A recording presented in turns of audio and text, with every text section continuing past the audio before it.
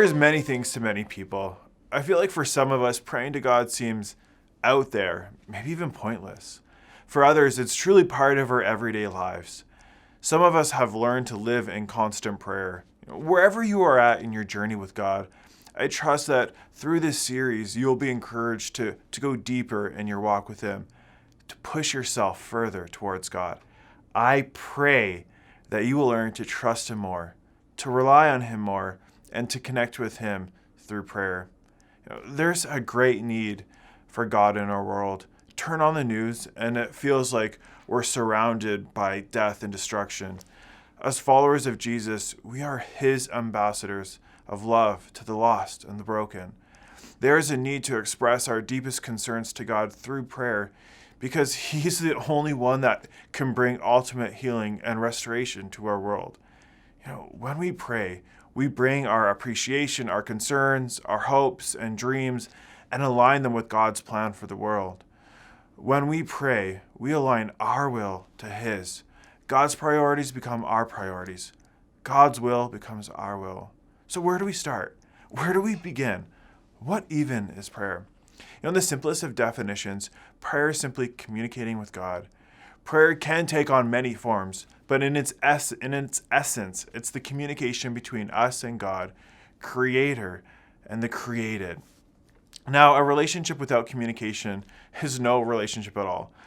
I honestly cannot imagine being married to Christina these past 5 years and have never talked to her once. It's simply outrageous, unhealthy. And the fact is, maybe you're in that place with God. Maybe it hasn't been 5 years, but maybe it's been a while since you've connected with Him. Shared your heart, prayed. If you have no prayer life, if you aren't communicating with God, then I can only imagine how your relationship is doing. A relationship with no communication isn't really a healthy relationship, if a relationship at all.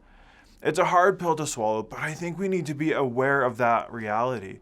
If your relationship with God is suffering, prayer, communicating with God is honestly a great place to start. Communication is a vital part of any relationship, and that includes your relationship with Him. And there are many ways to pray too. Prayer can involve pouring out your heart and soul to God.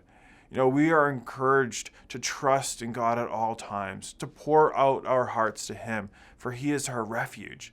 In 1 Samuel 1:15, Hannah had to convince Eli the priest that she wasn't drunk at the temple while she was praying. She replied, "I am a woman who is deeply troubled.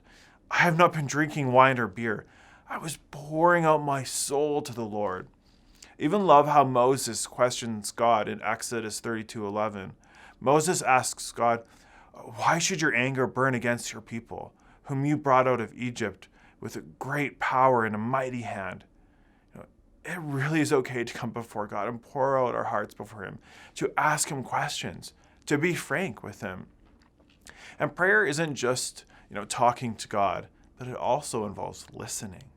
Prayer is communication, and a one-way conversation doesn't last long. When you pray, expect God to speak to you. Most often He will do through His written word or by a still small voice that seems to speak to your heart. Don't just rush in and dump all your requests on God and then, end your prayer and be out of there. Allow time for Him to speak to you.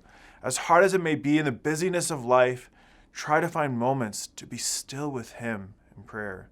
As followers of Jesus, we look to the life of Jesus in giving us tips and insights on how to connect with God.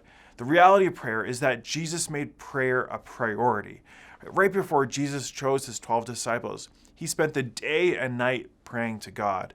And throughout Jesus' ministry, Jesus had to deal with the massive crowds coming to hear Him preach and seek healing in their lives. In spite of the heavy demands of ministry, Jesus often withdrew to quiet places to pray. In Mark chapter 1, we read, "Rising very early in the morning, while it was still dark, He departed and went out to a desolate place, and there He prayed." I think we can say that in prayer, as in everything, Jesus shows His complete dependence on the Father. It's clear that Jesus depends on prayer, and if the Son of God Himself needs to pray, then how much more do we? The cool thing about following Jesus is he has given us advice on how to live and specifically how to pray. Actually, one of his disciples asked him for advice on this very topic. One day, Jesus was praying in a certain place, and when he finished, one of his disciples said to him, "Lord, teach us to pray." And guess what? He did, and gave us a beautiful framework on how to approach prayer. That's what this series is about. We are unpacking what it means to pray. We're asking Jesus this question: Jesus, teach us to pray. And guess what? He did. Jesus taught us to pray through the Lord's Prayer. He invites us to speak this prayer word for word and also uses prayer as a model. How should we pray then? Well, that's what this series is about. We are going to be looking deep into the Lord's Prayer. So Jesus, teach us to pray.